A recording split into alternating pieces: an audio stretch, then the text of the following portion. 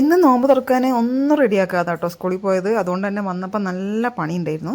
അപ്പോൾ ചോറിനുള്ള വെള്ളം വേഗം അടുപ്പത്ത് വെച്ചിട്ട് സമൂസക്കുള്ള ഉള്ളിയൊക്കെ ഒന്ന് ചോപ്പ് ചെയ്തെടുത്തിട്ടോ, ചോപ്പറിലിട്ടിട്ട്.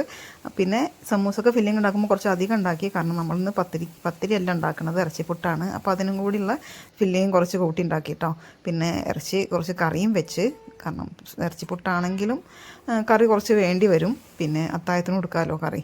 അപ്പോൾ ഞാൻ വേഗം ബീഫ് കറി ഉണ്ടാക്കാനുള്ള ഉള്ളിയൊക്കെ ആ ചോപ്പറിലിട്ട് തന്നെ ഞാൻ അരിഞ്ഞ് വെച്ചിട്ടുണ്ടായിരുന്നേ. അപ്പോൾ സമൂസക്കുള്ള പൊടിയൊക്കെ പിന്നെ ഞാൻ ബീറ്ററിലിട്ട് കുഴച്ച് വെച്ച്, ബീറ്ററുള്ളതിനോണ്ട് പിന്നെ പൊടി ഒഴിക്കലൊക്കെ ഒരു 1-2 മിനിറ്റ് കൊണ്ട് നമുക്ക് സെറ്റായി കിട്ടും. അപ്പോൾ പൊടി ഒഴിച്ച് വന്നപ്പോൾ അത് വേഗം പിന്നെ മോളെ ഏൽപ്പിച്ചിട്ടോ. മോളുള്ളതിനെ കൊണ്ടാണ് എനിക്കത്ര ധൈര്യം ഉണ്ടായത്, കാരണം നമുക്കൊരാളും കൂടി ഹെൽപ്പ് ചെയ്യാണ്ടാകുമ്പോൾ കുറച്ച് സുഖമല്ലേ. അപ്പോൾ അത് ആ പൊടിയൊക്കെ കുഴച്ച് കൊടുത്ത് പിന്നെ ബാക്കി സമൂസ കോൾ ഉണ്ടാക്കി കേട്ടോ. അപ്പോൾ സമൂസ ഉണ്ടാക്കി, പിന്നെ ഒരു 3 ചിക്കൻ റോൾ തലേ ദിവസത്തത് ബാക്കി ഉണ്ടായിരുന്നു ഫ്രിഡ്ജിൽ പൊരിക്കാതെ വെച്ചത്.